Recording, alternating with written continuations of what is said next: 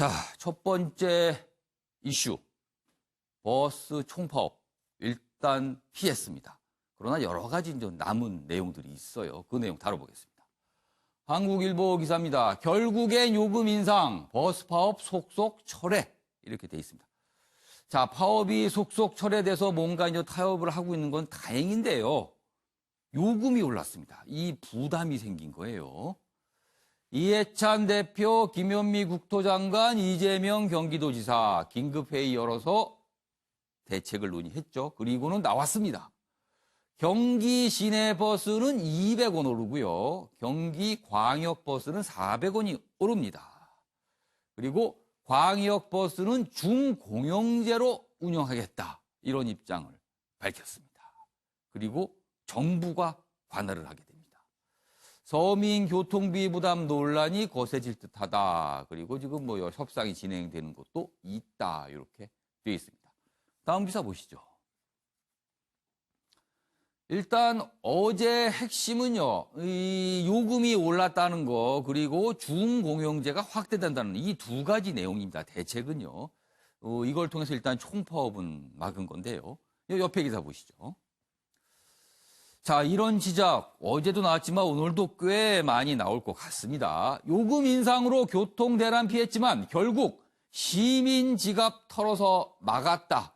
이런 비판 나올 수밖에 없게 됐네요. 방금 알려드렸지만 시내버스 200원, 광역버스 400원, 그리고 일부 지역 이미 중공영제를 하고 있는 곳에서는요, 버스 기사들의 급여를 몇 년간 20%까지 올린다. 결국은 세금 부담이 되게 됐습니다. 자, 그럼 이와 관련해서 어제 김현미 국토장관 그리고 이재명 경기지사 발표 내용이 있습니다. 그 영상 확인해 보겠습니다. 시내버스 요금을 200원 정도 인상하는 문제에 대해서 말씀해 주셨고요. 또 충남북, 세종, 경남도에서도 시내버스 요금 인상을 연내에 추진하기로 이렇게 정리를 했습니다. 빨간 버스인 광역버스도 앞으로 국가 사무로 전환하기로 했습니다. 그래서 이 두 개의 광역버스에 대해서 준공영제를 추진하기로 했습니다. 우리 도민 여러분께 버스 요금 인상이 불가피함을 설명드리면서 죄송하다는 말씀을 드립니다. 고맙습니다.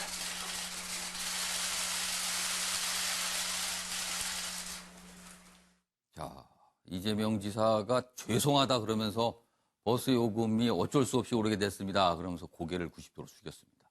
자, 정우갑 위원님.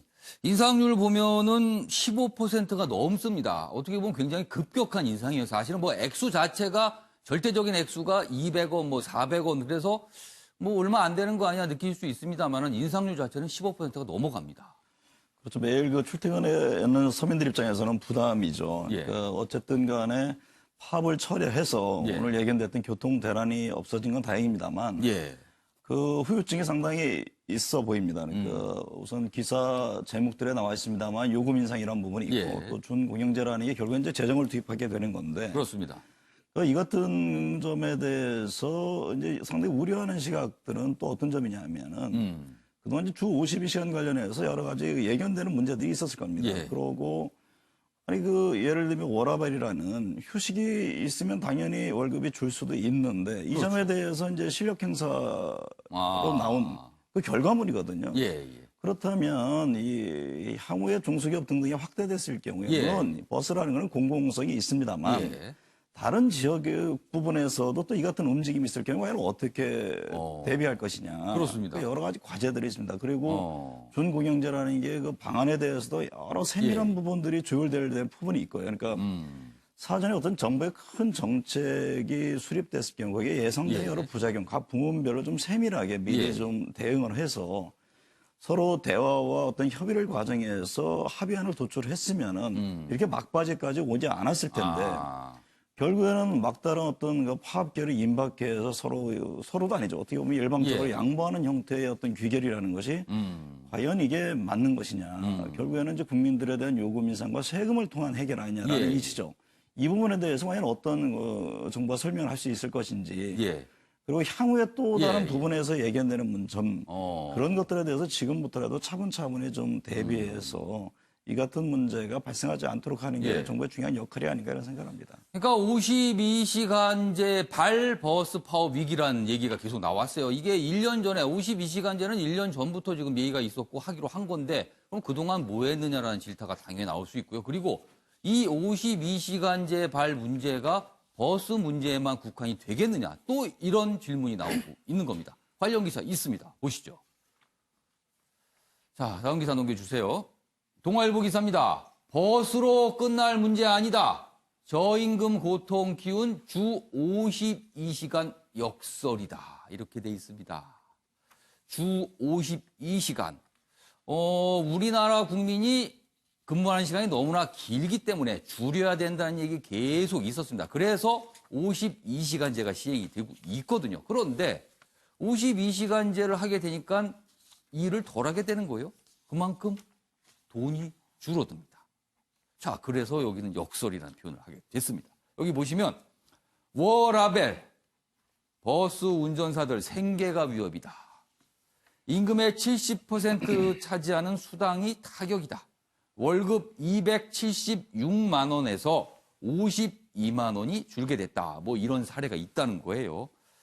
그리고 역량이 안 되는 타는데 밀어붙인 주 52시간이다. 이렇게 지적도 나오고 있답니다.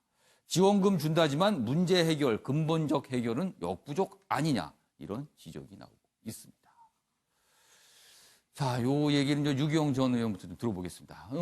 이 주 52시간제 발 이런 위기가 꼭 버스에만 국한된 게 아닐 수 있다는 거예요. 다른 곳에서도 또 이런 비슷한 현상이 날아날 수 있다는 건데 네. 이거 어떻게 해야 될까요, 그러면?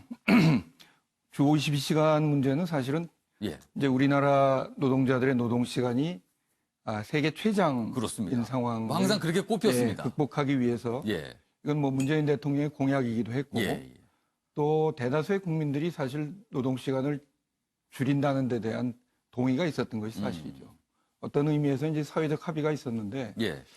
그런데 모든 문제를 기승전 52시간식으로 아, 52시간에서 모든 문제가 다 파생되는 것처럼 이렇게 설명하는 것도 좀 문제가 있다고 생각합니다. 그건 좀 지나치게 또 네. 거기에 책임을 돌리는 거다. 네, 예를 들면 사실 버스 요금 인상 어쨌든 교통 대란을 막은 예. 건 좋았지만 요금 인상은 안타깝지만 예, 불가피한 점이 있다고 생각합니다. 어떤 점에서는 그래서 정부에서도 버스 그 교통이라는 건 공공 서비스이기 때문에 예, 그 광역 버스에 대해서도 이제 정부가 예산을 투입하기로 했고 예. 또 서울은 사실은 요금 인상을 안 하고 그렇습니다. 안 하고. 합의가 이루어지고 있죠. 예, 뭐 그건 다행스러운 일인데 예, 또 하나 다행스러운 것은 기재부 장관이 농산어촌의 그 공영 버스에 대해서 예, 정부 재정을 투입하기로 한 것, 예. 그것은 뭐 이번 과정에서 또 정부의 책임성을 분명히 한 저는 의미 있는 조치라고 생각합니다. 전체적으로 보면은 뭐 요금 인상 부분도 있지만 이제 세금이 들어가는 부분이 좀 늘어나긴 합니다. 아무튼 이 버스로 끝날 문제가 아니다라는 동아일보의 지적인데요. 이 부분에 대해서 이수희 변호사께는 어떻게 보셨어요?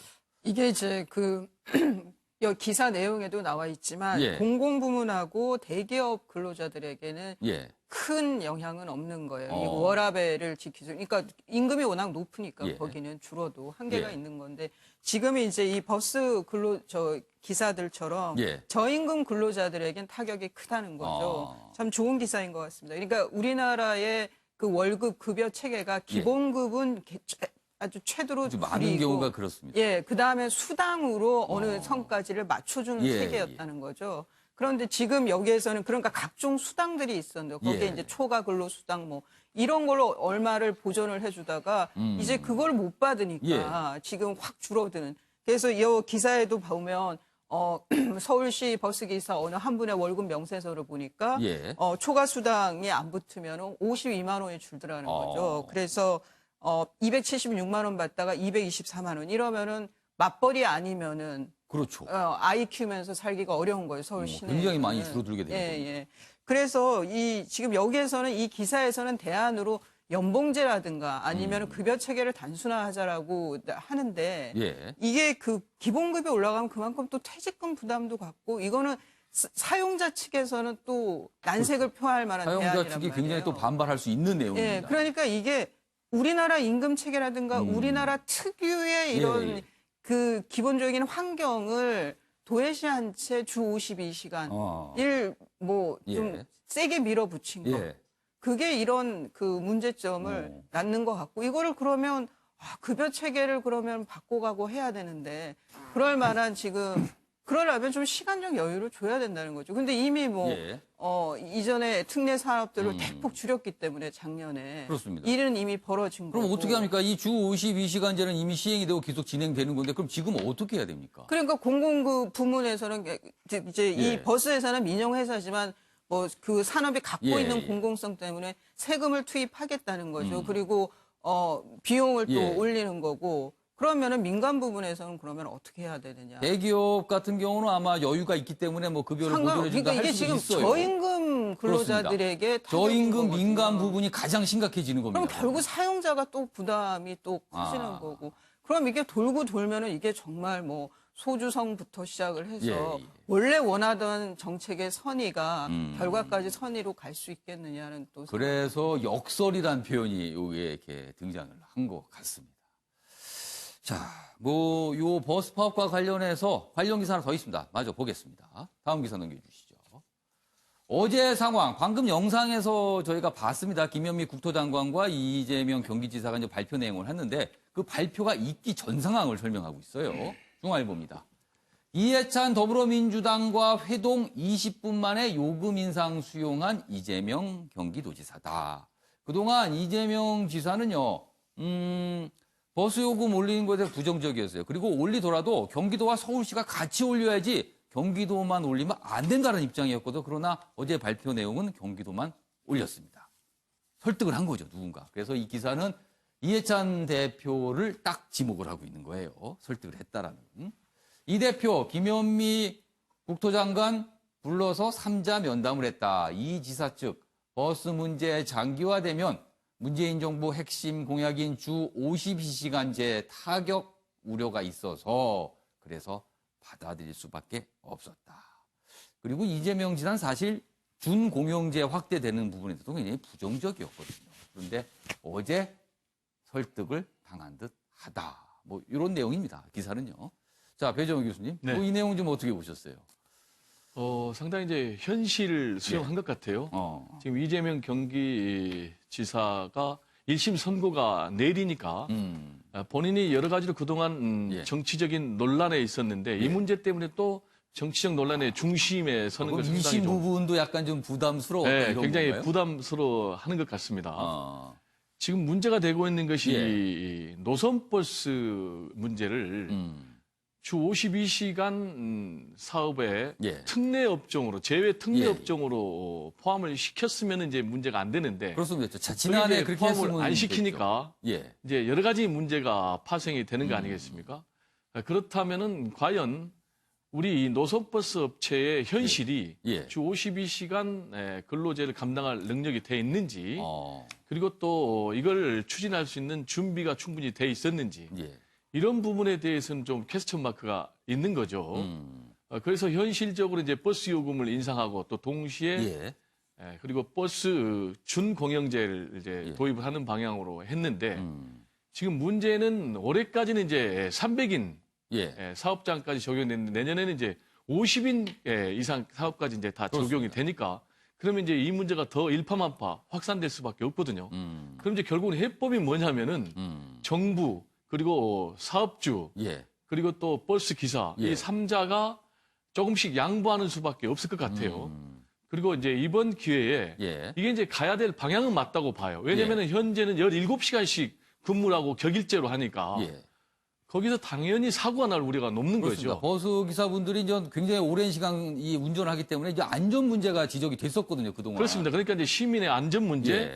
그리고 또 근로자들의 건강 문제, 노동의 질 이런 거 생각하면 가야 되는 문제인데 예. 여러 가지 이제 형편이 받쳐줄 수 있는가라는 문제가 있기 때문에 이번 예. 기회에 제가 말씀드린 대로 삼자가 좀 양보를 해야 되고 어. 동시에 임금 체계도 지금 뭐 수당이 예. 기본급에 비해서 전체 한 70% 차지하는데 예. 이런 부분도 좀 수술해야 되지 않나 이런 여론이 높습니다. 저도 동의를 하고요. 어떤 뭐 변화가 있고요. 좀 더 삶이 풍족해지기 위해서는 그만한 대가가 있는 것 같습니다. 지금 우리가 그 대가에 대한 얘기를 하고 있는 듯 합니다.